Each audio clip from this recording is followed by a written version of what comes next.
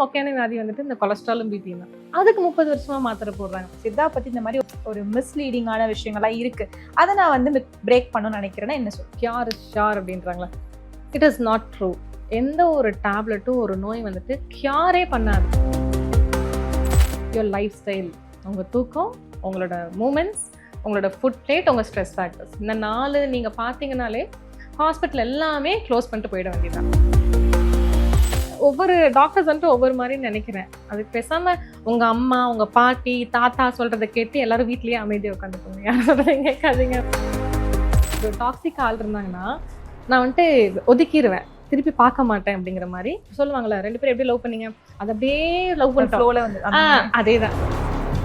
உங்களுக்கு நிறைய இந்த பாசிட்டிவான கமெண்ட்ஸாக இருக்கட்டும், அது என்ன இன்சிடென்ட், அதை எப்படி நீங்கள் ஹேண்டில் பண்ணீங்க? 3 years பேக் நடந்த அந்த சம்பவங்கள் தான் மக்கள் இப்படிலாம் கமெண்ட் பண்ணுவாங்களான்னு எனக்கு அன்னைக்கு தான் தெரிஞ்சது. நீ பாட்டுக்கு எங்கேயோ ஏதோ ஊரில் இருந்துட்டு ஒரு 2-3 ஸ்டேட்மெண்ட் வச்சு கமெண்ட்டில் கழுவி ஊற்றலாம் பார்க்கும்போது ஐ வாஸ் லைக் ரொம்ப பயந்துட்டேன். ஆனால் உங்களுக்கு ஸ்டார்டிங் அதே ஒரு ப்ரெஷராக இருந்திருக்கும்ல, என்னடா இது இவ்வளோ பேர் கமெண்ட் ஆஃப் பண்ணலாம் வச்சுருக்கேன். நிறைய போஸ்டே கமெண்ட் ஆஃப் பண்ணிடுவேன். சோஷியல் மீடியாவில் ஆக்டிவாக இருக்கும், இந்த மாதிரி விஷயங்கள்லாம் இருக்குல்ல. ஸோ அதை டாக்டராக நீங்கள் பார்க்குறப்ப எப்படி இருக்குது? இன்னொருத்தவங்களோட ரீல் எடுத்து மேலே போட்டுட்டு இவங்க பண்ணுறது தப்பு, நான் சொல்கிறது கரெக்டு, கோவமே வராதவங்களுக்கு அதில் தான் எனக்கு கோவம் வந்துச்சு. ஒரு பர்சனோட ஃபேஸை நீங்கள் போட்டு அவங்கள அசிங்கப்படுத்துறீங்களே, எனக்கு சுத்தமாகவே பிடிக்கல. ஐ ஜஸ்ட் அதை பார்த்து நான் ஸ்ட்ரெஸ் ஆகி நிறைய பேர் வந்துட்டு மியூட் பண்ணிட்டேன். ஒரு சில சம்பவங்கள்னால மென்டலி நிம்மதி சாந்தி அப்படி போனனால மீடியா சைடும் நான் வரவே இல்லை. திருப்பி நாங்கள் எதிர்பார்க்கலாமா ஷர்மிகோட ரீல்ஸ்? நான் எழுதிக்கிட்டே இருக்கேன்.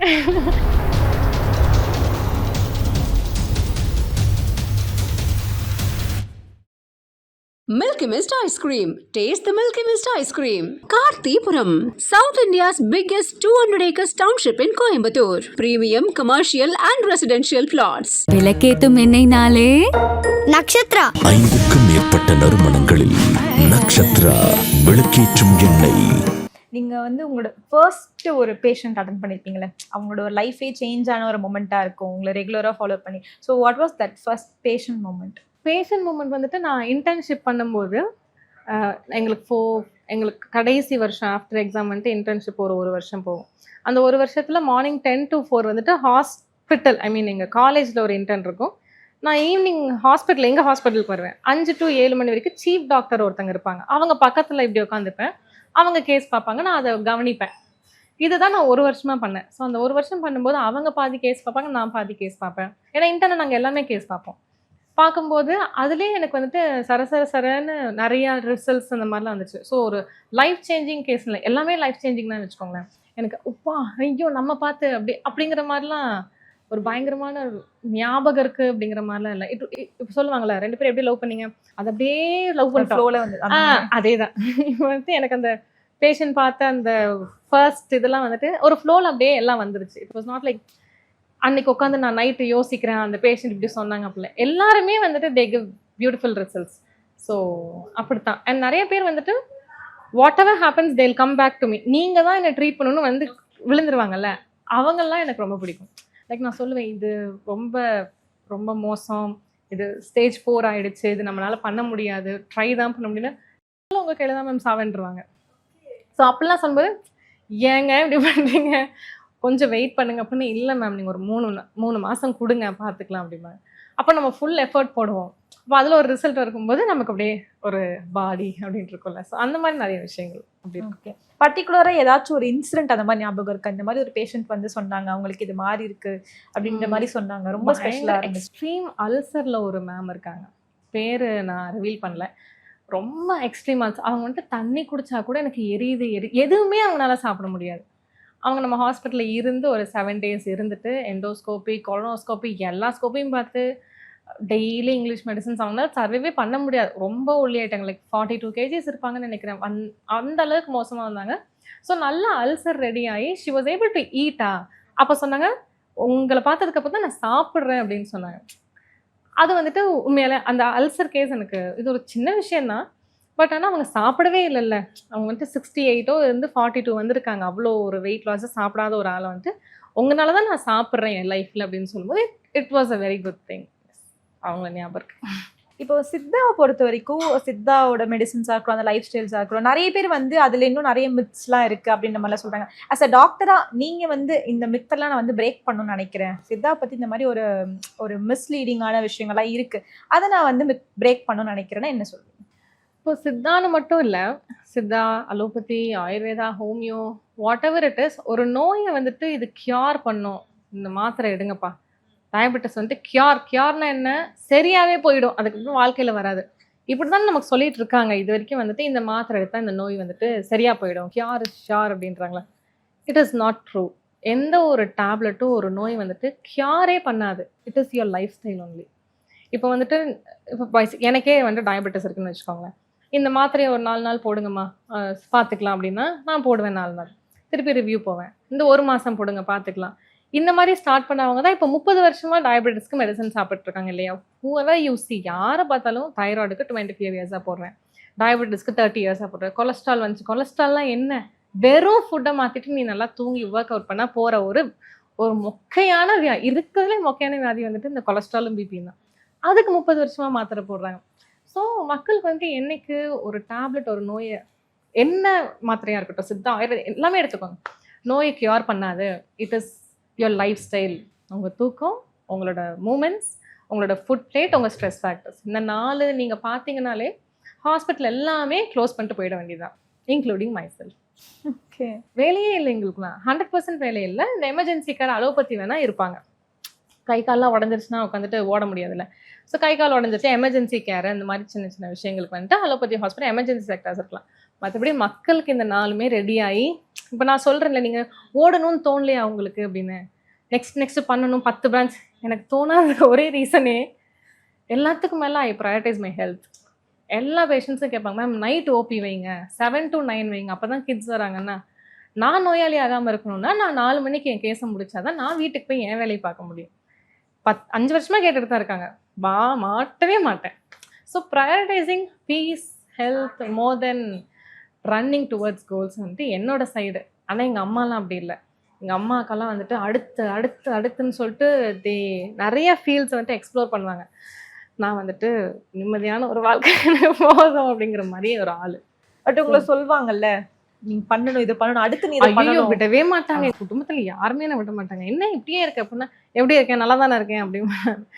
அதாவது சும்மாவே உட்காரக்கூடாது எங்க அம்மாக்கெல்லாம். நீ சும்மா உட்காந்தாலே நீ வந்துட்டு தண்டம் அப்படிங்கிற மாதிரி இருப்பேன். அதெல்லாம் நான் நீங்க என்ன வேணாலும் சொல்லுங்க அப்படின்னு சொல்லிட்டு எப்பவுமே, நீ மட்டும்தான் இப்படி இருக்க, வாழ்க்கையில பாரு எல்லாரும் முன்னேறி போயிட்டு இருக்கிறாங்க, 2 பிள்ளைங்க இருக்கா அப்படின்னு. சரி இப்போ என்ன இப்போ நல்லா இருக்கேன்ல, சிரிச்சிட்டு இருக்கேன்ல, இப்போ நிம்மதியா, அதுதான் எனக்கு வேணும், அமைதியா இருங்க அப்படின்னு. இட்ஸ் லைக் தட், அந்த மாதிரி. ஸோ இந்த 4 விஷயத்தை ப்ரையாரிட்டைஸ் பண்ணிட்டோம் அப்படின்னா, நான் சொன்ன மாதிரி எல்லா ஹாஸ்பிட்டல்ஸும் க்ளோஸ் பண்ணிட்டு போக வேண்டியதான். ஆனால் அதை நான் பண்ண மாட்டேங்கிறோம். ஏன்னா பீப்புள் ஃபாலோ பண்ண மாட்டேன். எஸ், ஒர்க் கம்ஸ் ஃபர்ஸ்ட் அப்படிங்கிற மாதிரி ஆயிடுதுல்ல. இப்போ நான் வந்துட்டு இப்போ செட்டில் ஆகிட்டு இப்படி பேசுகிறேன்ல, நானுமே இப்போ 10 லட்ச ரூபா சம்பாதிக்கிறவங்களுக்கு 20 லட்ச ரூபா 40 லட்ச ரூபா சம்பாதிக்கணும், அந்த ஆசை இருக்குல்ல.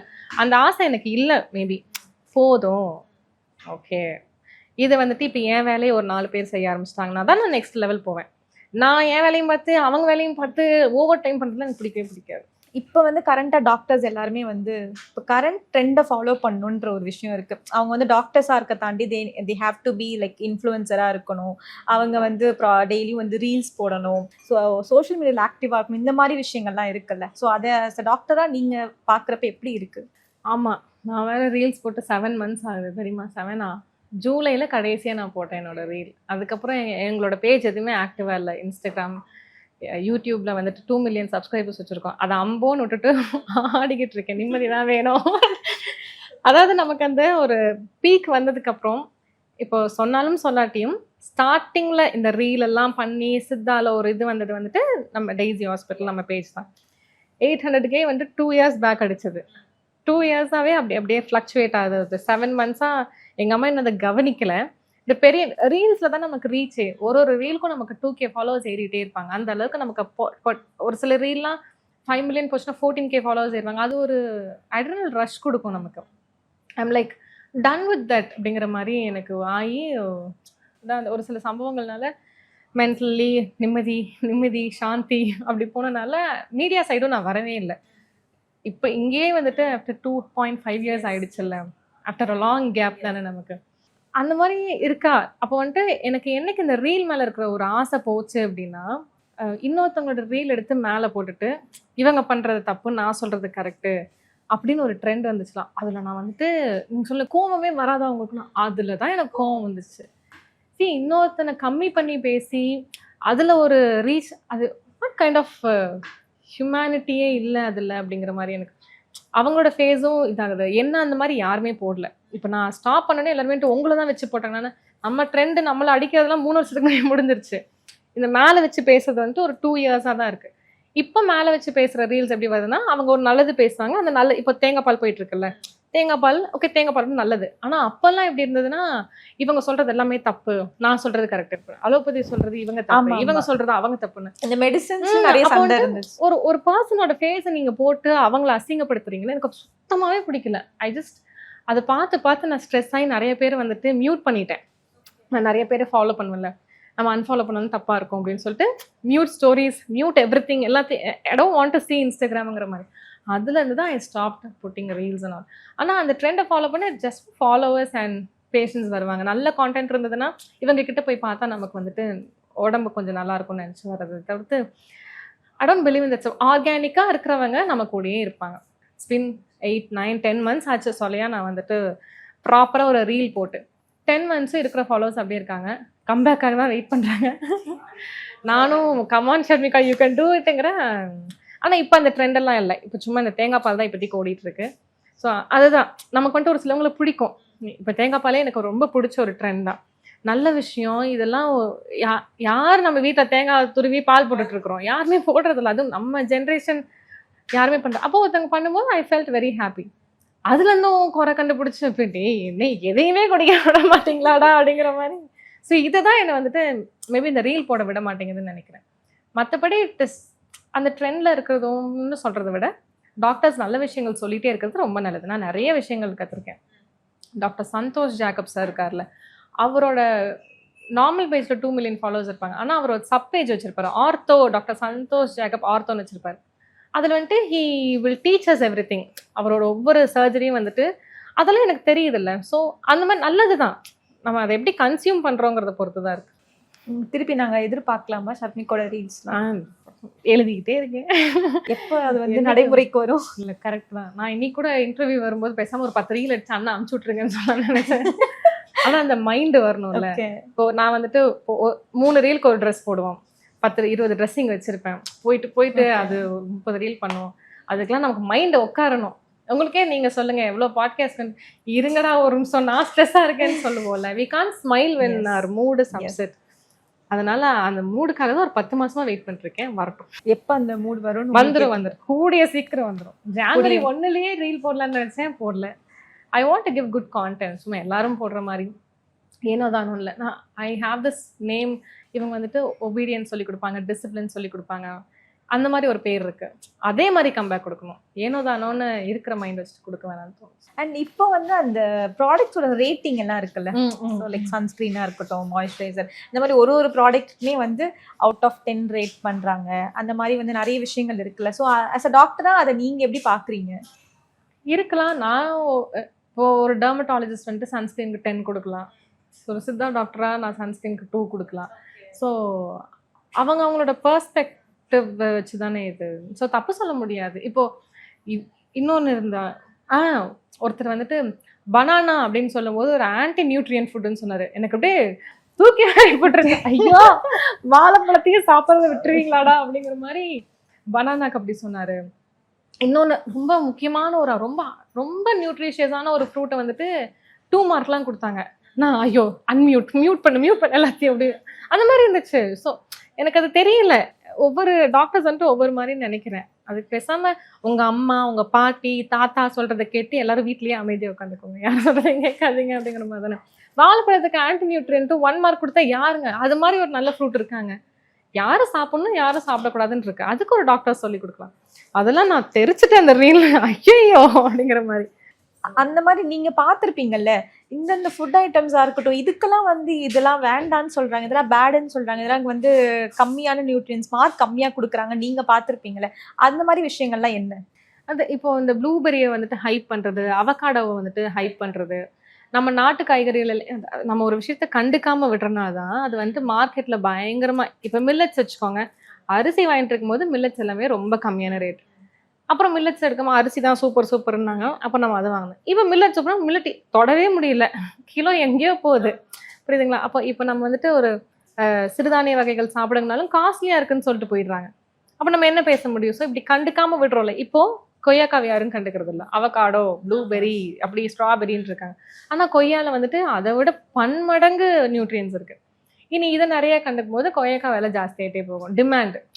அப்புறம் கொய்யாக்காய் 40 ரூபா கிலோ இருக்கிறது வந்து இனிமேல் 120 ரூபாய்க்கு நம்ம வாங்குவோம். ஸோ அது வந்துட்டு கொஞ்சம் கோவம் வரும். பட் அதான் நான் சொல்றேனே, அங்க அம்மா அப்பா தாத்தா பாட்டிக்குன்னு ஒரு நாலேஜ் இருக்கும். நம்மளை வளர்த்தது அவங்க தானே. சின்ன சின்ன மிஸ்டேக்ஸ் இருக்குமே தவிர்த்து ஒரு நல்ல நாலேஜ். அவங்க சொல்றதை கேட்டு மட்டும் நடந்துக்கோங்க. எஸ்.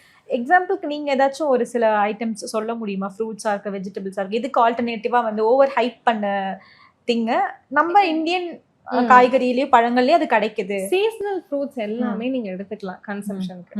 ஆனா இப்போ நீங்க ஒரு டயபெட்டிஸ் பேஷண்டா இருக்கீங்கன்னா மாப்பழ வாழை, சீதா சப்போட்டாலாம் கொஞ்சம் இனிப்பு ஜாஸ்தியான உணவுகள் அதெல்லாம் அளவா எடுத்துக்கோங்க. அறவே தவிர்த்துக்கிறது வந்து ரொம்ப ரொம்ப தப்பு. இப்போ ஆல்கஹால் எடுக்கிறவங்க எல்லாம் வந்துட்டு ஸ்டாப் இட் அப்படின்னு சொல்ல மாட்டோம். படிப்படியா அளவளவா அப்படிங்கிறது. இப்போ சுகர் கட் அப்படின்னு sugar cut no sugar cut slow and ஸ்டெடியா. இப்போ நான் வந்துட்டு எங்க வெயிட் லாஸ் பேஷண்ட்ஸ்க்கே வந்துட்டு டீ காஃபி நிறுத்த சொல்லுவேன். வேணும்னு சொல்றவங்களுக்கு வந்துட்டு காஃபி நான் தொடவே கெஃபைன் வந்துட்டு கட் பண்றது தான் நல்லது. ஆனா அதே மீறி டீ குடிக்கிறேன்னா அரை சர்க்கரை, கரும்பு சர்க்கரை, இவ்வளோ பெரிய டம்ளர் குடிக்கணும்னா அரை டம்ளர் குடிங்க. அந்த மாதிரி அளவு, மாடரேஷன் இஸ் த கீ அப்படின்னு சொல்லிட்டு டாக்டர் பால் சொல்லிட்டே இருப்பார். மாடரேஷன் இஸ் த கீ தான் உண்மையான ஒரு விஷயம். அப்படி மொத்தமா விட்டுட்டோம் அப்படின்னா மொத்தமா எடுத்து வாயில போட்டுருவோம் ஒரு நாள். ஸோ அந்த மாதிரி நம்ம வந்துட்டு சீசனல் ஃப்ரூட்ஸ் நீங்க எடுத்துக்கலாம். ரொம்ப ரொம்ப நல்ல ஃப்ரூட் அப்படின்னா கொய்யா, ஹனி ஆம்லா, இந்த பெரிய நெல்லின்னு சொல்லுவாங்க, அதெல்லாம் ரெகுலராகவே ஒன்று கொய்யா டெய்லி ஒன்று எடுத்துட்டாலே நமக்கு ஒரு ரத்த சோகை வர்றதோ இல்லை கால்சியம் டெஃபிஷியன்சி அந்த மாதிரி விஷயங்கள்லாம் வராது. மாதுளம்பழம், ஆப்பிள் மாதிரி ரொம்ப காஸ்ட்லியான ஃப்ரூட்ஸும் போவேன் எனக்கு தெரிஞ்சு. வாழைப்பழம் சாப்பிடுங்க, தயவு செஞ்சு வாழைப்பழம் சாப்பிடுங்க. என்ன மன உளைச்சல் ஆக்காதீங்க. மன உளைச்சலுக்கு அதுல ரொம்ப மன உளைச்சல் ஆயிட்டுனா எல்லாத்துக்கும் உங்க பாரடி என்ன பேச்சு பேசுறாங்கிற மாதிரி ஆயிடுச்சு. ஸோ இந்த மாதிரி நம்ம என்னைக்குமே சின்ன வயசுல இருந்து சாப்பிட்டு வளர்ந்துருப்போம்ல ஒரு சில பழங்கள், அதில் தானே இப்படி பெருசா வளர்ந்து நிக்கிறோம். அதை அப்படியே சாப்பிட்டுக்கலாம். நம்ம எந்த ஒரு ஃபேன்சி வெஜிடபிள்ஸ்க்கும் நம்ம லைக் ஃப்ரூட்ஸுக்கும் போக வேண்டிய அவசியமே இல்லை. அண்ட் வந்து இப்போ சுகர் கட் பற்றி பேசணும், எனக்கு சடனாக ஒரு ஞாபகம் வந்துச்சு. இப்போ ஃப்ரூட்ஸே வந்து சாப்பிடக்கூடாதுன்னு ஒரு சில பேர்லாம் சொன்னாங்க. சுகர் கட்ல இருந்து ஃப்ரூட்ஸ் தான் வந்து அதிகமாக சுகர் இருக்கு, அதை கூட சாப்பிடக்கூடாது. அண்ட் வந்து இன்னொரு விதமாக ஜூஸ் வந்து குடிக்கக்கூடாது, ஏன்னா வந்து அதை நீங்கள் வந்து என்னென்ன சயின்டிஸ்ட் மாதிரி வந்து பேசுகிறாங்க. ஸோ நீங்கள் சொல்லுங்க, ஆக்சுவலி சுகர் கட்ல இருக்கவங்க ஃப்ரூட் சாப்பிடலாமா வேணாமா, ஃப்ரூட் ஜூஸ் குடிக்கலாமா? சரி, இது வந்துட்டு நான் பேசிக்காக என்னோட பேஷண்ட்ஸ்க்கு சொல்கிற ஒரு விஷயம். ஒவ்வொருத்தங்களுக்கும் ஒவ்வொரு மாதிரி. இப்போ ஒரு டயபெட்டிஸ் பேஷண்ட்னா ஃப்ரூட் ஜூஸ் எடுக்காதீங்க. ஆனால் நேச்சுரல் லைக் சுகர் இருக்கிற மாதிரி உணவுகள் எடுக்கலாம், அளவுன்னு நாங்கள் சொல்லி கொடுத்துருவோம். இப்போ மாம்பழம் சீசன் மேடம் அப்படிம்பாங்கன்னா அரை மாம்பழம் சாப்பிட்டு, நீ முழு மாம்பழம் சாப்பிட்டா தான் பிரச்சனை. அரை மாம்பழம் சாப்பிட்டு அதுக்கப்புறம் ரைஸ் எடுத்து மற்ற விஷயங்கள். ஸோ இட் இஸ் இந்த மாடரேஷன்லி. எஸ், நீங்கள் சொன்னீங்கல்ல ஃப்ரூட் ஜூஸே சாப்பிடாதீங்க, அதுலேயும் நான் ஐயோ இவங்க என்னைக்கு நிறுத்த போகிறாங்களோங்கிற மாதிரி தான் இருந்தது. ஃப்ரூட் ஜூஸ் தான் நான் காலங்காலமாக குடிச்சிட்ருக்கிறேன். புரியுதுங்களா? ஸோ யார் ஜாக்கிரதையாக இருக்கணும் அப்படின்னா, உங்களோட ஃபேமிலி ஹிஸ்ட்ரியில் சுகர் இருக்குது, கேன்சர் இருக்குது, இல்லை ஏதாவது ஒரு பிரச்சனை பெருசாக இருக்குது அப்படின்னா நீங்கள் ஒரு சின்ன ஒரு ஹெல்தி லைஃப் ஸ்டைலுக்கு வர்றது நல்லது. மற்றபடி take all those natural sugars and every thing. You want to cut junk, அதுவும் ஒன்ஸ் இன் வைல் எடுக்கலாம். ஃப்ரெஞ்ச் ஃப்ரைஸ் சாப்பிடணுமா, மொத்தமாக வச்சு மொத்தமாக சாப்பிடக்கூடாது. ஒரு 6 ஃப்ரைஸ் மட்டும் சாப்பிட்டு ரொம்ப கம்மியாக. ஓகே, பிரியாணி சாப்பிட்றீங்களா, ஒரு பிரியாணி வாங்கி 4 பேர் சாப்பிடணும். புரியுதுங்களா? அரை பிரியாணி கூட ஜாஸ்தி தான். ஸோ அந்த மாதிரி சாப்பிட்டுக்கிட்டோன்னா அந்த பிரியாணி வந்துட்டு 90 வயசு வரைக்கும் சாப்பிட்லாம். ஒத்த பிரியாணி ஒத்தால் முடிப்பேன் அப்படின்னா அது ஒரு 3 வருஷத்துக்குள்ளே மொத்தமாக பிரியாணி ஸ்டாப் பண்ணுற மாதிரி ஆகும். ஸோ நான்லாம் அப்படித்தான். காஃபி குடிப்பேன், பிரியாணி சாப்பிடுவேன், எல்லாமே சாப்பிடுவேன். ஆனால் எனக்கு அந்த 1/4 பிரியாணிக்கு மேலே கையே போகாது. ஷர்மி, நான் அதாவது இந்த யூனிவர்ஸ் கிட்ட அடிக்கடி வேண்டதே தான், நான் வாழ்கிற வரைக்கும் எனக்கு எந்த பிரச்சனையும் இல்லாமல் நான் டீ மட்டும் குடிச்சிடணும். டீ மட்டும், ஆமாம், ஒரு நாளைக்கு ஒரு டீ நான் குடிக்கிறேன். நான் அளவு மீறலை. ஆனால் 90 வயசு ஆனாலும் நான் டீ மட்டும் குடிச்சிக்கிறேன் ப்ளீஸ் அப்படிமே. அப்போ நான் இப்போலேருந்தே கண்ட்ரோலில் இருந்தால் தானே. இப்போ ஒரு நாளைக்கு 4 டீ குடிச்சேன்னா எனக்கு 5 வருஷத்துக்கு டீ குடிக்க முடியாது. அதை ஸ்டாப் பண்ண தான் சொல்லுவாங்க டாக்டர்ஸ். ஸோ நான் அந்த டைப். அப்படி தான் எல்லாரும் இருக்கணும். இப்போ நீங்கள் சோஷியல் மீடியாவில் வந்து ஒரு இன்ஃப்ளூயன்சராகவோ சரி ஒரு டாக்டராகவோ நீங்கள் சோஷியல் மீடியாவில் எக்ஸ்போஸ் ஆன ஒரு பர்சனாக இருக்கிறதுனாலவே உங்களுக்கு நிறைய இந்த அப்யூசிவான கமெண்ட்ஸாக இருக்கட்டும், அதுக்கப்புறம் வந்து நம்மளை பற்றி தப்பான விஷயங்கள், இந்த ஆன்லைனில் புள்ளி பண்ணுறது, இந்த மாதிரி விஷயங்கள்லாம் நிறைய ஹேண்டில் பண்ணியிருப்பீங்க. What was the first incident, first time இந்த மாதிரி ஒரு விஷயம் நடந்துச்சு அப்படின்னு சொல்லி அது என்ன இன்சிடென்ட், அந்த எப்படி நீங்கள் ஹேண்டில் பண்ணீங்க? ஃபர்ஸ்ட் இன்சிடென்ட்னா அந்த 3 இயர்ஸ் பேக் நடந்த அந்த சம்பவங்கள் தான். மக்கள் இப்படிலாம் கமெண்ட் பண்ணுவாங்களான்னு எனக்கு அன்னைக்கு தான் தெரிஞ்சது. இட்ஸ் லைக் நம்மளை தலையில் தூக்கி வச்ச ஆட்கள் ஓகே ஆர்கானிக்காக நமக்கு வந்த க்ரௌட் அப்படியே தான், பயங்கர சப்போர்ட்டர்ஸ் ஜாஸ்தி. ஆனால் அதாவது வெயிட் பண்ணிட்டு இருப்பாங்க போல், யாரை எந்த கெட்ட வார்த்தையில் திட்டலாம் அப்படிங்கிற மாதிரி ஒரு கும்பல் இருக்கும் போல். அவங்கள பற்றி யோசிக்கிறது அட்ரு வேஸ்ட். இப்போ என்னை பேசினவங்க எல்லாமே வந்துட்டு எனக்கு தெரிஞ்சு எங்கே பேசுனாங்களோ அங்கேயே தான் உட்காந்துருக்காங்க. வேறு எந்த ஒரு இம்ப்ரூவ்மெண்ட்டும் அவங்க லைஃப்பில் இருந்திருக்காது எனக்கு தெரிஞ்சு. ஏன்னா தோஸ் வேர்ட்ஸ் நீ என்னை நேரில் கூட பார்த்ததில்ல, நான் யாருன்னு கூட உனக்கு தெரியாது. ஒரு 2 நிமிஷம் என்னை நேரில் இப்படி பார்த்து பேசுனீங்கன்னா எல்லாத்தையுமே என்னை பற்றி ஜட்ஜ் பண்ணது எல்லாமே போயிடும். என்னது இந்த பிள்ளை இப்படி இருக்குது அப்படின்னு நினைக்கிற மாதிரி தான் ஒரு பர்சன் எல்லாருமே, டு பி ஆனஸ்ட். அப்போ வந்துட்டு நீ பாட்டுக்கு எங்கேயோ ஏதோ ஊரில் இருந்துட்டு ஒரு 2-3 ஸ்டேட்மெண்ட் வச்சு கமெண்ட்ல கழுவி ஊற்றலாம் பார்க்கும்போது ஐ வாஸ் லைக் ரொம்ப பயந்துட்டேன். என்னடா நீங்கள் அப்படிங்கிற மாதிரி. நமக்கு ஒரு பேஜ் வேறு இருக்குது, எல்லாத்துலேயும் வந்துட்டு இருந்தாங்க. அப்புறம் வந்துட்டு நான் வந்துட்டு ஒரு சின்ன சின்ன சின்ன இன்ஃப்ளூயன்சர், ரொம்ப சின்னது, ரொம்ப குட்டி. ஏன்னா பெரிய பெரிய ஜாம்பவான்கள் இருக்காங்க, எவ்வளோ ஆக்டர்ஸ், எவ்வளோவோ பேர் இருக்காங்க. நம்ம வந்துட்டு நெஞ்சில் பச்சை குத்தி வைக்கிற ஆக்டர்ஸ் எல்லாத்தையுமே கூட ஒரு டவுன்ஃபால் வந்தால் மொத்தமாக தரையில் போட்டு மிதிச்சிடுறாங்களா. அதெல்லாம் பார்க்கும்போது தான் ஓ இவங்க பேசிக்காவே இவங்க இப்படித்தான் போல அப்படிங்கிற மாதிரி எனக்கு ஒரு இது வந்துச்சு. ஆர்சிபி ஃபேன்ஸ் மாதிரி எல்லாரையும் எதிர்பார்க்க முடியாது இல்லை, வெயிட் பண்ணி அந்த ஒரு லாயல்ட்டி வந்துட்டு நம்ம யாரோ ஒருத்தங்கிட்ட எதிர்பார்க்கறது தப்பு தான். நான் வந்துட்டு ஐ ஹேண்டில்ட் இட், கொஞ்சம் கஷ்டமாக இருந்தது. அதுக்கப்புறம் உட்காந்து I use to block those people. கிட்டத்தட்ட என்னோட யூடியூப்ல மட்டுமே பல 1000 பேரை பிளாக் பண்ணி தான் வச்சுருப்பேன். I cannot see those comments. எனக்கு அந்த டாலரன்ஸ் இல்லை. நான் சொன்னேன்ல, ஒரு டாக்ஸிக் ஆள் இருந்தாங்கன்னா நான் வந்துட்டு ஒதுக்கிடுவேன், திருப்பி பார்க்க மாட்டேன் அப்படிங்கிற மாதிரி. ஒரு கமெண்ட் வந்துட்டு லைட்டாக கூட வேணாம் எனக்கு, எதுக்கு நீங்கள் லூஸார் விட்டுருக்கீங்கனால எனக்கு அது பிடிக்காது.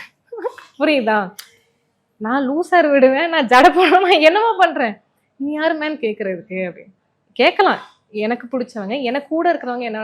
ஸோ அந்த அளவுக்கு நான் வந்துட்டு அதை மனசில் எடுத்துப்பேன். அதனால தான் அப்படி இருந்தாங்கன்னா நீ இதெல்லாம் கேட்கக்கூடாதுன்னு சொல்லிட்டு ஹைட் பண்ணிடுவேன், பிளாக் பண்ணிடுவேன் நான். அதுக்கப்புறம் you should not have access to my லைஃப்ங்கிற மாதிரி ஒரு பர்சன் நான் லூசர்லாம் ரொம்ப இதாக சொல்கிறேன். எப்படி தெரியுமா சொல்லுவாங்க, சரி எப்படி சொல்லலாம், ரொம்ப ரொம்ப மொக்கையாக என்னை லைட்டாக எனக்கு அதை ஹர்ட் ஆனாலும் I block that. I'm such a person. ஏன்னா அடுத்தடுத்து பேசுறதுக்கு நான் தான் வழி விடுறேன்.